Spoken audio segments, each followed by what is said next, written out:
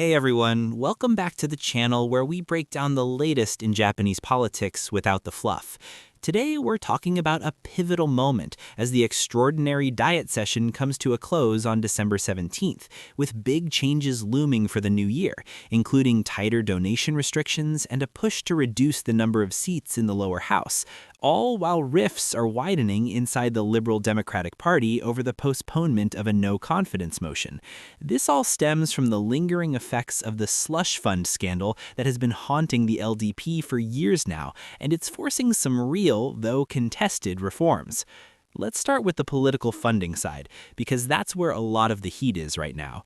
The scandal exposed how factions within the LDP were creating off-the-books funds through fundraising parties, kicking back money to lawmakers without proper reporting, and it eroded public trust big time.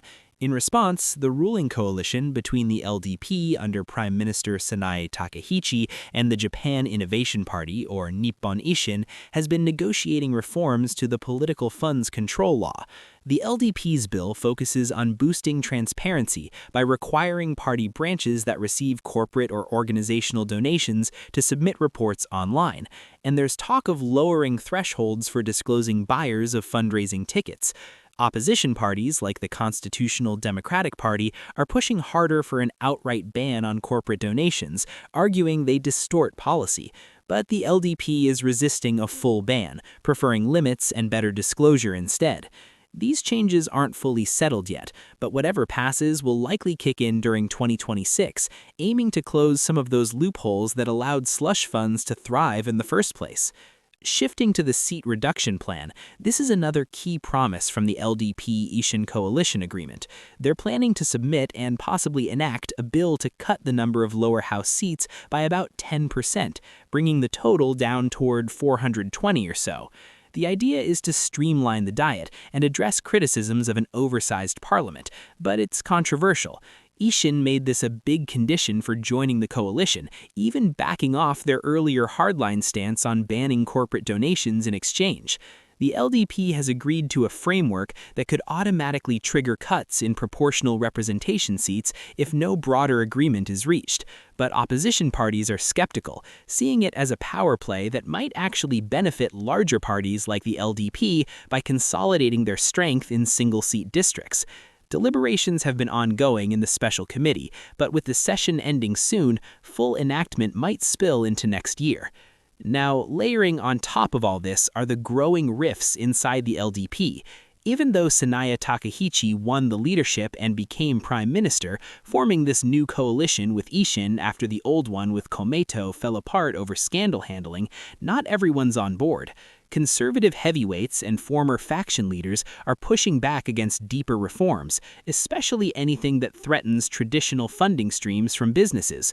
There's frustration over how the party has handled punishments for scandal-tainted members, with some getting key posts again, and broader unease about relying on opposition support in a minority government.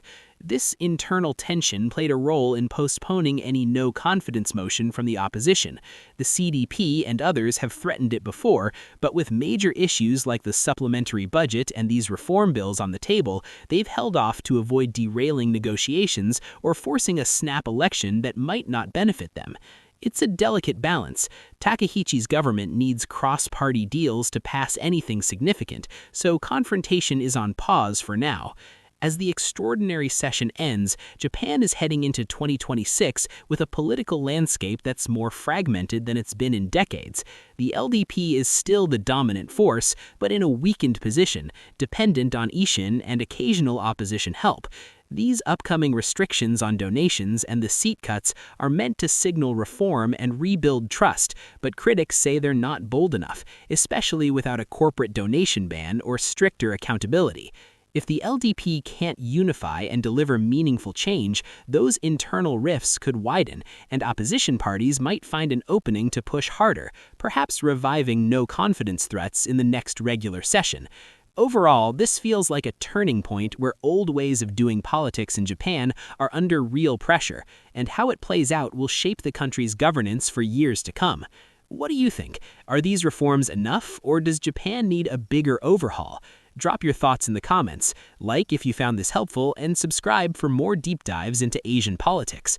Thanks for watching. See you next time.